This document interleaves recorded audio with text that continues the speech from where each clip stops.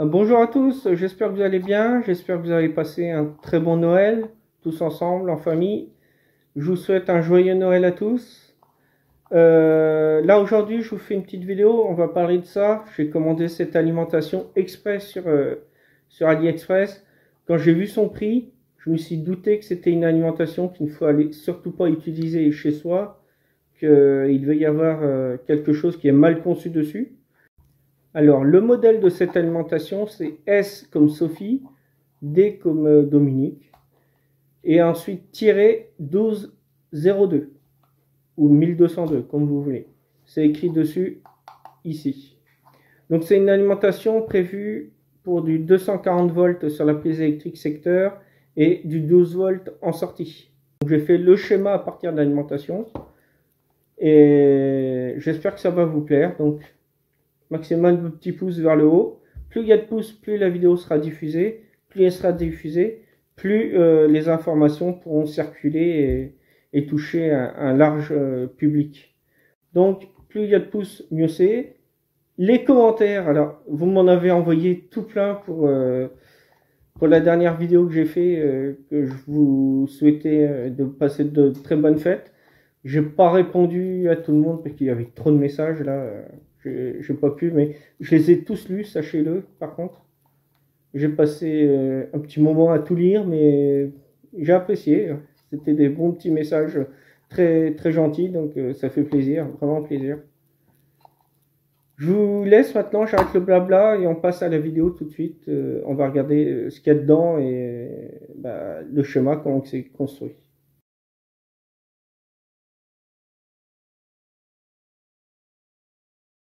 Alors voici le petit module. Donc ça c'est le dessus bien sûr. Le dessous. Je vous ai fait le schéma. J'ai mis les références exactes qui étaient sur les composants. Sauf la petite diode Zener ici là. Je n'ai pas sa valeur, elle est en CMS. C'est celle-ci où il y a mon pouce. Il n'y a rien d'écrit dessus. Donc on va commencer. On a déjà le 220 volts qui arrive sur cette prise là. Et on a du 12 volts, j'espère, qui sort sur cette prise ici. Donc notre montage, il va être basé sur le CSC 7203. On a le MOSFET qui est intégré au boîtier en fait. Donc on va commencer à gauche le 220 volts de la prise électrique et à droite le 12 volts qui sort sur le connecteur ALIM. On a déjà cet élément de sécurité, la Anom 1 watt. Alors déjà, c'est très bien de l'avoir mis. C'est la petite résistance que vous avez ici, là. Enfin, la petite. C'est celle-là. C'est une résistance fusible. Cette résistance, on va la retrouver dans beaucoup d'ALIM. Elle peut des fois remplacer le fusible, comme là dans notre cas. C'est très utile de la mettre. Si elle crame dans une alimentation, ne remplacez pas cette résistance par une résistance dite carbone. Parce que elle va prendre feu, la carbone. Que elle, la résistance à couche métallique, c'est une résistance fusible, mais à couche métallique. Du coup, s'il y a un court-circuit sur l'alimentation, elle va pas cramer, elle va se couper. Enfin, des fois, on peut les voir légèrement un peu brûlés sur le dessus, mais ça va pas foutre le feu à la carte PCB. On va pas se retrouver avec un trou dans la carte. Alors comme vous voyez, après on attaque directement un pont de diode sans aucun filtrage. Le pont de diode il se trouve sous la carte. C'est le petit carré noir que vous avez ici là à droite. Alors est-ce qu'on peut arriver à mieux voir? Oui. Le BD1. Donc dessus c'est écrit MB10F. Le F, ça va vouloir dire que c'est un pont de diode qui peut tenir 1000 volts. Comme les diodes classiques AN4007 par exemple. On peut monter jusqu'à 1000 volts.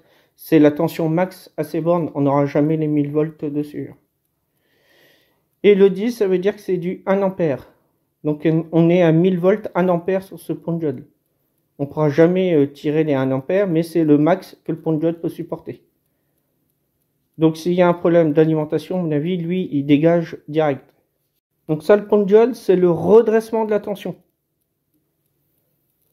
Ensuite, pour une fois la tension redressée, on va vouloir la lisser. Donc là, sur le 220 volts, si je passe par un oscilloscope, alors pour mesurer sur le 220, si vous prenez un oscillo, il faut un transfo d'isolement. En fait, c'est tout simple.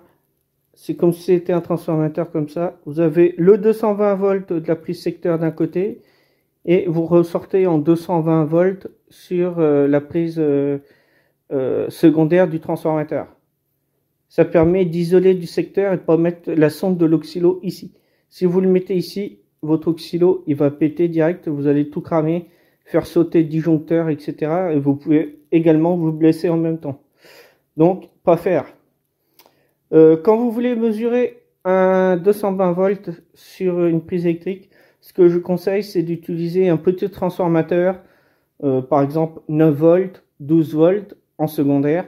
Donc, on aura exactement le même signal, donc une belle sinusoïdale, à la fois sur le 220 volts et à la fois sur le 9 volts. On sera en AC, bien sûr, sauf qu'on sera isolé du secteur. Et donc là, on risque plus rien, si je touche que le secondaire du transformateur.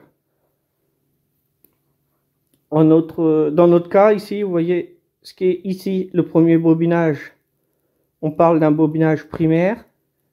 Et le deuxième bobinage qui est à droite, on parle de bobinage secondaire. Très classique. Donc, si je prends mon oscillo, je vérifie ce que j'ai sur ma prise électrique, je vais obtenir ça. Donc, le point que vous avez ici en haut, là, je l'ai fait un peu plus bas, mais il va être exactement pareil. Hein. Ouais, j'aurais pu le faire un peu plus haut, il va aller au bord du stylo. Pareil pour l'alternance qui est négative là. Je vais me retrouver ici. Donc, si je me débrouille bien, je vais repartir comme ça. Hop. Le signal est exactement pareil en fait. Donc, ici, on a la tension U. Ici, on parle d'une tension alternative et on a une belle sinusoïdale. Ça, c'est le temps où j'ai mis un T. Ensuite, je suis ici dans le redressement. Donc, je redresse ma tension. Les pics que vous voyez ici, je les retrouve là. Ensuite, on va parler de lissage avec le condensateur. Ici, dans notre cas, un E1. Donc, j'avais fait une faute. Je ne sais pas si vous l'aviez vu. J'avais mis 1 microfarad 450 volts. Et je voulais en parler dans cette vidéo. Et je me suis aperçu en fait que j'avais fait une erreur. Donc, j'ai rajouté 10 micros en dessous. C'est 10 microfarad 450 volts. On peut mettre un 400 volts. Hein, ça tiendra. Eux, ils ont mis à 450. C'est parfait. Ici, le condensateur, vous voyez, c'est en général 10 micros comme ils ont mis là, mais la tension, ça va être 400 volts ou 450 volts. Ça, c'est la tension maximum que peut supporter le condensateur. Ça ne veut pas dire que sur un 10 micros, par exemple 50 volts, que vous aurez 50 volts à ces bornes. Ça ne veut pas dire ça du tout. Donc ici, dans mon cas, si je veux remplacer ce condensateur-là, le E1 qui est défectueux, je vais utiliser, dans mon cas, 10 micros comme eux.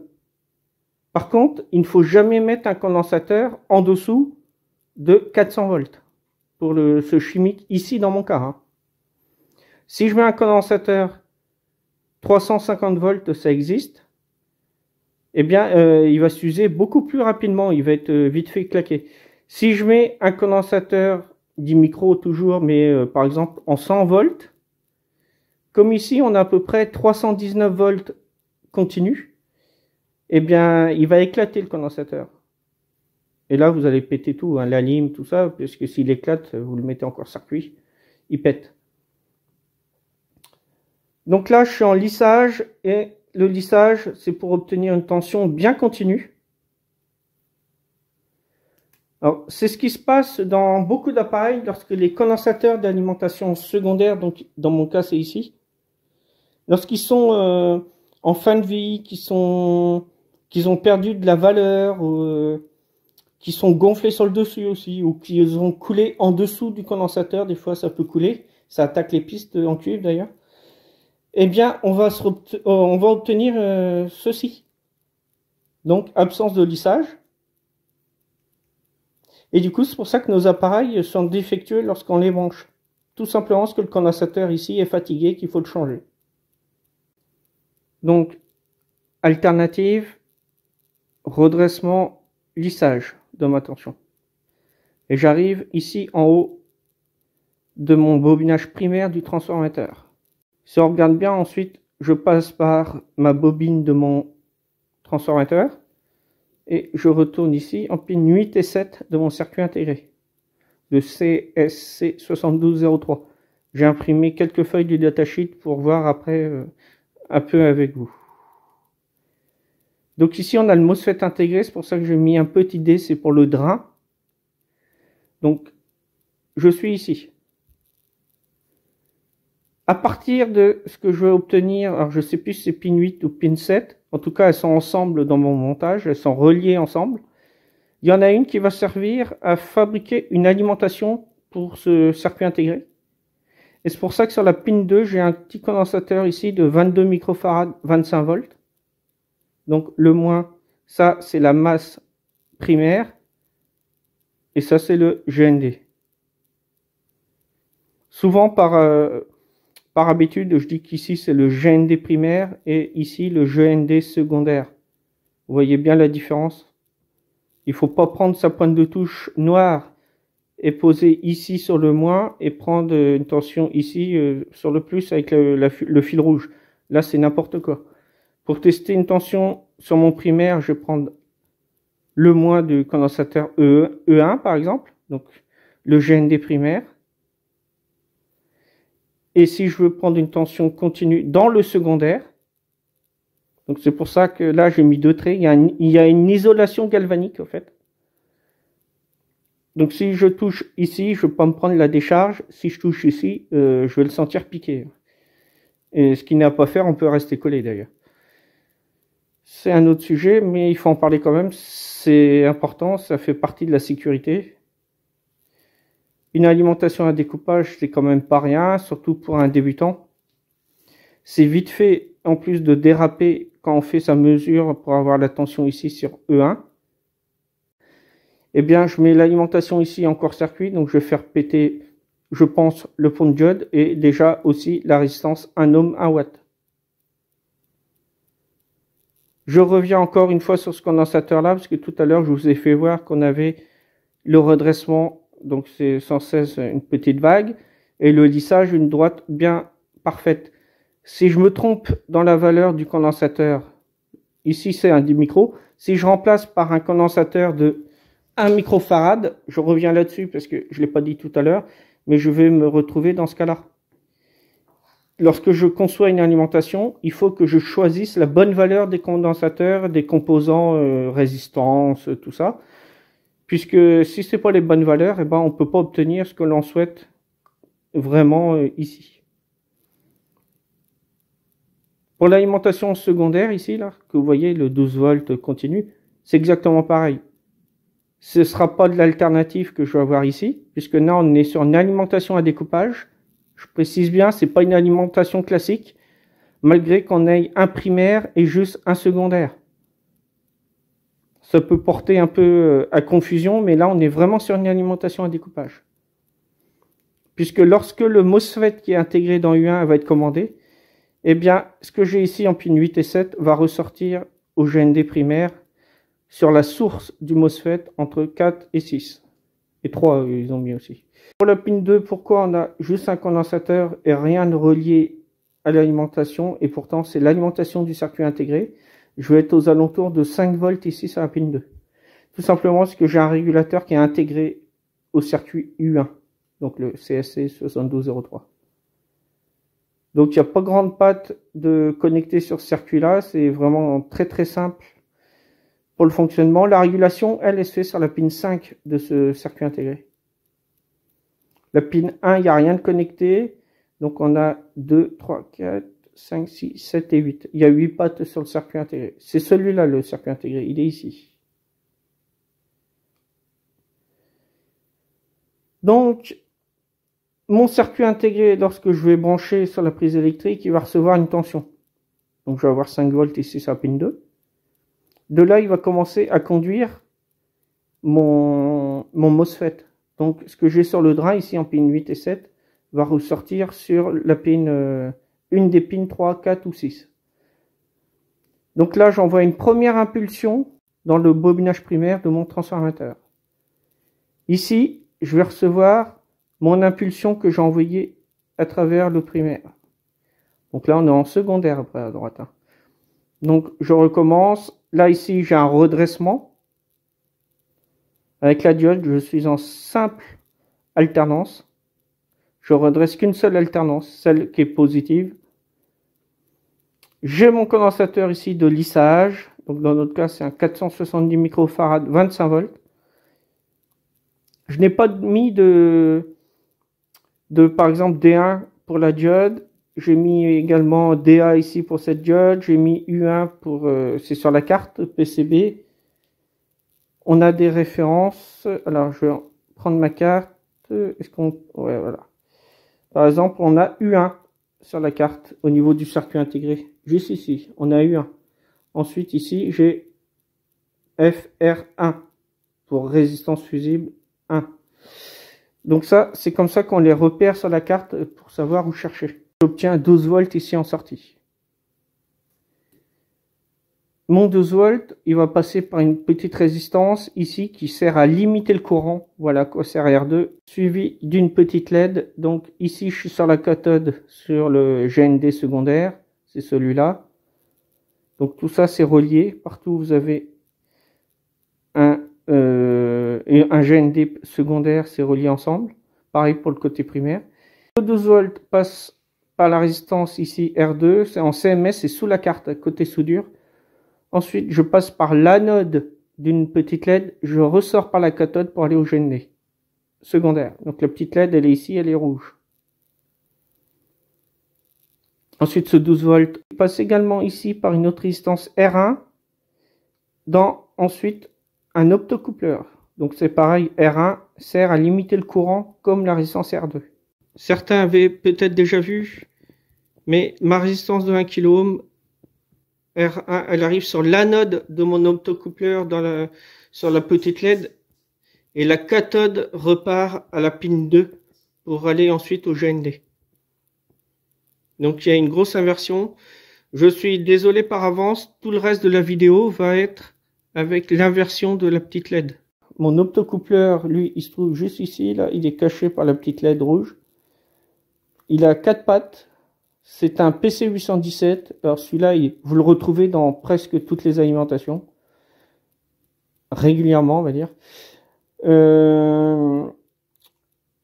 Grâce à la limitation de courant plus la petite LED qui est intégrée dans l'optocoupleur, j'envoie ici une lumière. Je mets une petite lumière en fait. Et dedans, j'ai un phototransistor. Donc, on le retrouve entre pin 3 et 4. Sur la pin 4, ça va être le collecteur. Sur la pin 3, ça va être l'émetteur. Parce que ici, je suis sur un transistor NPN. Enfin, un phototransistor. NPN, puisque la petite flèche sort. Tout l'inverse d'un MOSFET. Un MOSFET, la flèche qui sort, ce sera pour un canal P. Donc la pin 4, elle va passer par le collecteur, ressortir par l'émetteur pour aller à la masse primaire. Donc dans ces cas-là, c'est comme si j'avais un fil entre 4 et 3. Pin 4 et pin 3. Donc la tension que j'ai ici, elle est en court-circuit sur la masse primaire de E1. Et c'est comme ça que le circuit sait où j'en suis ici. Par exemple, si ici je suis à 5 volts au lieu d'être à 12 comme l'alimentation est prévue, elle, la petite LED qui est intégrée, elle va envoyer moins de lumière. Du coup, mon phototransistor, lui, il va être plus commandé. Donc le circuit intégré, je vais me retrouver avec une tension ici sur la pin 5 du circuit intégré. Du coup, lui, il va savoir que je suis en dessous, donc il va conduire mon impulsion plus longtemps plus longtemps. Sur mon bobinage primaire, donc l'impulsion va être plus grande. Au lieu de durer, par exemple, 3 microsecondes, elle va être plus grande. Je vais passer à 5 microsecondes, par exemple. Là, je vais obtenir une tension. Donc ensuite, la tension, elle passe, comme on a dit tout à l'heure. La petite LED, elle va envoyer plus de lumière. Donc, le phototransistor, ce que j'ai là sur la pin 4 du phototransistor, va ressortir ici, comme tout à l'heure, ce qui va mettre un court-circuit. Donc lui, il va savoir que je suis trop haut. Donc là, je vais conduire moins longtemps. Je vais passer à, par exemple, 4 microsecondes au lieu de 5. Donc là, je vais obtenir une tension et ainsi de suite. C'est une régulation, en fait. Mais il n'y a pas plus simple en régulation. Là, c'est vraiment minime. On n'a pas de TL431 comme on retrouve dans la plupart des alimentations. On n'a pas non plus de bobinage secondaire qui se trouve sur le primaire. C'est assez compliqué à comprendre. Mais il faut savoir que sur beaucoup de transfos, on a ce bobinage primaire. Et du même côté que le primaire, on a un petit secondaire. Ça permet d'auto-alimenter le circuit intégré qu'on aura pour la commande de notre alimentation. Et également pour dire où on en est sur l'alimentation, en plus de l'optocoupleur. Donc là, c'est une alimentation très basique. Ici, vous voyez, il y a un petit condensateur CA de 6,8 nanofarad. Alors là, je rapproche la petite carte parce que vous n'allez rien voir du tout. Voilà, c'est le petit condensateur ici qui est vert. Alors sur le côté soudure, on va retrouver une petite diode ici, la diode DA, plus une résistance de forte valeur RA. Dans notre cas, c'est une résistance de 100 kΩ en 12,06. Les trois composants là, ça constitue un petit filtre en fait, qu'on aura besoin sur les alimentations. Si mon condensateur ici, il claque, je peux être sûr que je vais claquer le MOSFET qui sera intégré dans le circuit intégré. Donc le circuit intégré sera HS aussi. Et je ferai péter ma résistance ici, voire même le pont de diode. Il arrive parfois dans les alimentations, lorsque le primaire lâche, que j'ai un souci dans le primaire, que le condensateur ici soit bombé sur le dessus ou presque ouvert. Tout simplement parce qu'il y a eu un trop gros court-circuit d'un coup et le condensateur n'a pas aimé. DA, c'est écrit F7 dessus. Ça veut dire que je peux la remplacer par une AN 4007. C'est sa vraie valeur. Je vous donne cette valeur-là, c'est si vous devez un jour la changer sur cette alimentation. Pour la diode ici d'endressement D1, on nous dit que c'est une diode FR210. Donc c'est écrit dessus, il suffit de lire ce qui est écrit sur la diode. Donc FR, bon ça c'est les premières lettres. 2, ça veut dire qu'elle peut tenir 2 ampères. Et le 10, ça correspond qu'elle peut tenir jusqu'à 1000 volts. On n'aura jamais les 1000 volts dessus, j'aurai 12 volts sur l'alimentation. Là, sur cette alim, il y a un gros souci. On nous dit qu'ici, sur le 12 volts, je dois avoir 12 volts, 2 ampères. Et là, si je veux tirer 2 ampères, je crame l'alimentation. Même 1 ampère, je suis vraiment très limite. Puisque dans le datasheet, je retrouve que ce circuit intégré là, je peux fournir que 1 ampère au maximum sur l'alimentation. Donc même les 1 ampère ici, je ne pourrais pas les tirer dessus. Donc ça peut être très dangereux d'utiliser ce genre d'alimentation. Là, on va dire que les valeurs sont bien dimensionnées, à condition de ne pas utiliser le courant qui est marqué sur le boîtier. Puisque là, ça va pas aller. J'ai acheté cette alimentation express sur AliExpress pour vous la présenter, puisque c'est un cas d'école, ça. On retrouve plein d'alimentations sur le marché qui sont pas dimensionnées comme elles devraient. Malgré que ce soit écrit CE dessus, ça veut absolument rien dire. C'est pas pour ça qu'on est aux normes européennes et que l'alimentation va vraiment fournir le courant qu'elle est censée fournir. Ici, on va dire, je peux tirer peut-être 500 mA, donc 0,5 ampères. On va plutôt être ici pour une bonne utilisation. Donc ça, c'est important de le signaler parce que ce circuit-là, il ne pourra pas fournir assez de puissance pour l'alimentation. Le MOSFET n'est pas assez puissant, celui qui est intégré dans le circuit intégré. Donc maintenant, je vous fais un petit dessin sur la même feuille où j'avais mes petites vagues là que je vous ai fait voir tout à l'heure. Donc je prends comme ça un peu à l'arrache, désolé, mais mon MOSFET, je fais un rond comme pour le transistor classique. Hop, hop, ici je vais avoir la guette.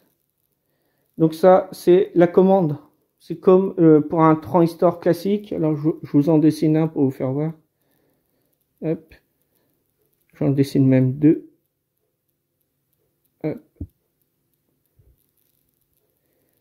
La base de mes transistors, ça c'est du NPN parce que la flèche elle sort. Ça c'est un transistor PNP puisque la flèche elle rentre dans le transistor. C'est très important, je vais vous en parler tout de suite. J'ai oublié ça. Dans notre cas, pour le MOSFET, je vais être sur un MOSFET à canal N, tout simplement parce que c'est l'inverse du transistor classique. La petite flèche va rentrer dans le MOSFET. Ça c'est la source. Et ça veut dire que c'est un canal N. Si la petite flèche sort de la source, ça veut dire que je suis sur un canal P. Et canal P, logiquement sur un transistor classique, je rentre. Là, je sors par un canal P. Donc on va dire ça c'est du classique. Ici, je vais avoir le drain. Ici, je vais avoir la commande. Commande, source, drain. Si je prends un transistor classique, si je retransmets sur un transistor classique, le drain, ça va être le collecteur et la source, ça va être l'émetteur. Donc je ne pourrai jamais remplacer le MOSFET par le transistor, il faut changer, modifier le montage. Je préfère le préciser quand même. Donc ça correspond à source ici et drain ici. J'ai fait le tour du montage de l'alimentation. Il y a ce condensateur là que j'ai pas parlé, que j'aurais dû d'ailleurs. C'est un petit condensateur qui sert à filtrer entre la masse primaire et la masse secondaire. Lui, s'il se met en défaut, vous pouvez être sûr que le primaire est pété. Pour tous mes dépannages, je peux tester mon PC 817, mais vu le prix, et vu le prix des composants lorsque je vais faire une intervention sur une alimentation, d'office, je ne vais pas chercher si l'optocoupleur est bon, je vais le changer. Ça coûte 10 centimes ou 1 euro. Vaut mieux perdre 1 euro que de perdre 1 heure de main d'œuvre plus tous les composants que j'aurais changés dans le primaire. Voici maintenant le datasheet du CSC 7203. Donc là, volontairement, je filme pas toute la feuille, je prends ça pour que ça soit en plus gros. On nous dit que c'est un contrôleur PWM, donc c'est bien pour une alimentation, c'est parfait pour notre utilisation. Pin 1 NC. Si je reprends mon schéma, hop là, il est où lui? Si je reprends mon schéma, pin 1, j'avais bien mis NC. Ensuite, on a dit que pin 2 ici, c'est le VCC. Ce que je vous avais indiqué sur le schéma avec le condensateur, pin 2 VCC. Ensuite, on nous dit que pin 3, c'est le GND. Donc ça, c'est le GND primaire. Hein. Pas le confondre. Pin 4, NC. Et là, dans notre cas, ils ont mis pin 4 au GND primaire. C'est tout simplement que c'est une patte où il n'y a rien de connecté. Alors même si celle-là, je la dessoude, mon alimentation va fonctionner quand même. Donc là, ils ont mis pin 3 aussi au GND, ce qui est normal. Ensuite, 1, 2, 3, 4.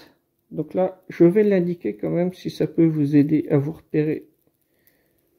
Sur une carte ou sur un circuit intégré, ce sera toujours comme ça. Ici, vous avez un petit méplat. Ça veut dire que la pin 1 va être ici, à gauche, et que la pin 8, à droite. Ici, on voit très bien le petit méplat là, sur le circuit intégré. C'est-à-dire que ma première patte, elle va être ici, à gauche. Ensuite 4. Et ensuite, je monte au-dessus 5. Donc la pin 5 ici, c'est flyback. FB. Flyback. La pin 5 dans mon montage, elle était où elle? Elle est ici. Flyback, je vais m'en servir pour la régulation de l'alimentation. Ensuite, ils mettent eux la pin 6 NC, ça veut dire non connecté, toujours pareil. Et eux, ils m'ont mis au GND primaire. Si je la dessoude, ça fonctionnera pareil. Le régulateur qui est dans le circuit intégré, il y a besoin d'un GND, ça va être le même. Ensuite, on nous dit que pin 7 et pin 8, c'est OC, donc c'est relié ensemble, les deux pins. Donc, c'est le drain qui est intégré dans le MOSFET. Donc, les deux pins sont reliés, comme j'ai mis sur le schéma, en fait. Ensuite, si je descends ma feuille, on voit que pin 1, NC, d'accord. VCC, c'est Power Supply, c'est la tension d'alimentation du circuit intégré qu'il a besoin pour fonctionner. Pin 3, on a dit GND, 4 NC, 5 FB, Flyback, Feedback, ouais, bah, je le dis, je prononce très mal, mais c'est Feedback. Pin 6 non connecté et pin 7 et 8 OC, The Collector of Internal, c'est marqué interne, Power BGT. Donc on sait que c'est un MOSFET à type BJT. Ensuite, je prends ma deuxième feuille. Je vois que la tension VCC maximum, c'est bien écrit maximum en gros, que j'aurai 8 volts à ces bornes, la pin 2. Vraiment le maximum. Je n'aurai jamais cette tension lorsque je vais faire la mesure. Hein. Je serai en dessous. On nous dit après, alors j'ai imprimé, je passe un peu tout le détail, hein, mais ce qui nous intéresse dans notre cas, ça veut dire que le VCC ici, il sera entre 4, c'est le minimum pour que le circuit intégré fonctionne, et 6 volts que j'aurai. Donc vous voyez, je ne serai pas à 8.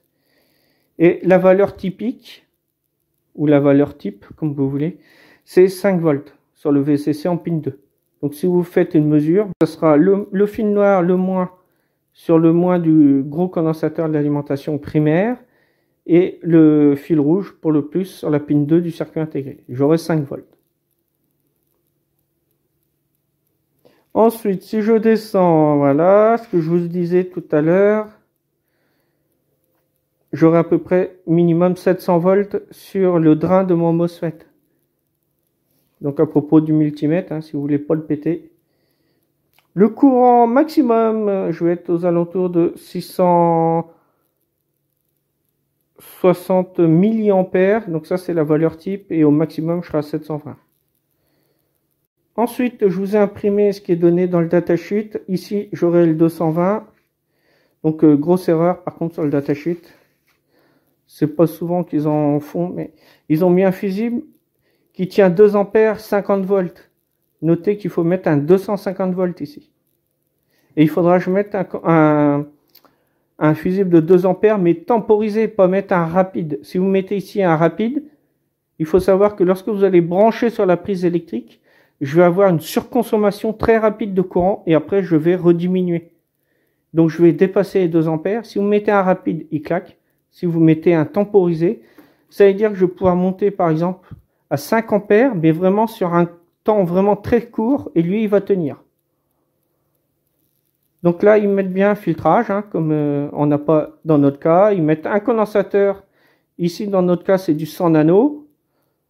En 275 volts, vous ne mettez pas ça. Lorsque vous allez brancher notre alimentation qu'on a ici, sur la prise électrique, eh bien, tout ce que j'ai là, c'est des fréquences. Je vais retrouver ça sur le 220 ici, là. Donc, je peux très bien brancher cet appareil-là. Et après, vous avez, par exemple, la Xbox, ou vous avez, je sais pas, un lecteur DVD, ou une chaîne Hi-Fi, ou n'importe quoi, qui va plus fonctionner, ou très mal, et qui aura un souci, ce sera à cause des perturbations de ce que j'ai sur le réseau. EDF n'aime pas d'ailleurs. C'est pour ça que c'est une alimentation qu'il faut pas utiliser dans l'état en fait. Celle que j'ai achetée pour faire cette vidéo. Donc bref, ensuite vous voyez, il y a le condensateur ici de 47 microfarads. Dans mon cas, eux, ils ont mis un simple 22 micros. Ça fonctionnera. C'est le condensateur qui sert au VCC. Donc celui-là, s'il est HS, vous allez avoir sûrement un souci pour le démarrage de l'alimentation. Vous allez entendre un petit battement à l'intérieur, mais vous n'aurez aucune tension secondaire. le petit filtrage que je vous ai parlé tout à l'heure, avec le condensateur en parallèle d'une résistance, donc ici, et la diode ici. Pin 8 et 7. Pin 5, vous voyez bien que c'est l'optocoupleur. La petite LED qui envoie une petite lumière sur un phototransistor. Et vous voyez bien que là, dans notre cas, eux, ils mettent un TL431. Donc ça, on le retrouve dans pratiquement toutes les alimentations. Et en fait, c'est une diode Zener programmable. Ici. Je vais venir programmer la tension de ma diode Zener. Pour fixer une tension ici. Ça remplace ce que j'ai fait dans mon dessin avec la diode Zener ici. Ici, je ne peux pas modifier ma tension à moins de changer la valeur de ZD1. Et ici, je peux régler en en modifiant mes résistances. Ici, R1 et R2 là, ou R7, je ne sais plus ce qu'ils ont mis. En modifiant ces deux valeurs-là, je vais pouvoir modifier la valeur de ma diode Zener ici. Il y a beaucoup de vidéos qui circulent sur Internet et qui font voir comment on peut utiliser une alimentation comme ça, classique, la modifier pour avoir une autre tension en secondaire de la lime. Alors moi, je conseille quand même à tout le monde de ne pas toucher à la régulation. Toute personne qui ne connaît pas bien les alimentations à découpage, je conseille de surtout pas y toucher, parce que si vous faites une ânerie, vous allez cramer le primaire. Si en plus vous remontez pas la lime dans le couvercle et que vous branchez et que vous avez fait une bêtise ici sur la régulation, vous pouvez avoir un choc électrique et rester collé. Hein. Donc ça serait quand même dommage d'avoir des soucis de santé après ou de mourir, hein, c'est pire, à cause d'avoir touché un truc comme ça. Si je reprends mon boîtier, vous voyez que ça coulisse comme ça. Il y a énormément de place à l'intérieur. Donc on peut très bien, après la résistance fusible ici, donc je passe par le 220, la résistance fusible, ici, entre cette pin là et la pin ici qui vient également de l'alimentation, donc en sorte, où j'ai mes 2 pouces en fait, je peux venir souder un condensateur de filtrage, par exemple 100 nano ou 220 nanofarad, 275 volts en classe X2. Donc là, j'aurai au moins un filtrage, un petit filtrage, même s'il n'y a pas de self, pour filtrer un peu tout ça, éviter toutes les perturbations sur le réseau EDF. Donc c'est une alimentation, dessus c'est écrit quand même que ça peut aller entre 100 volts et 240 volts AC. Voilà, si je vous le mets pas, vous n'allez rien voir. 100 volts AC, 240 volts AC. Et pour la sortie, je vais avoir 12 volts. Voilà, ça y est, c'est fini. C'est la fin de la vidéo. Ce sera la dernière pour l'année 2024.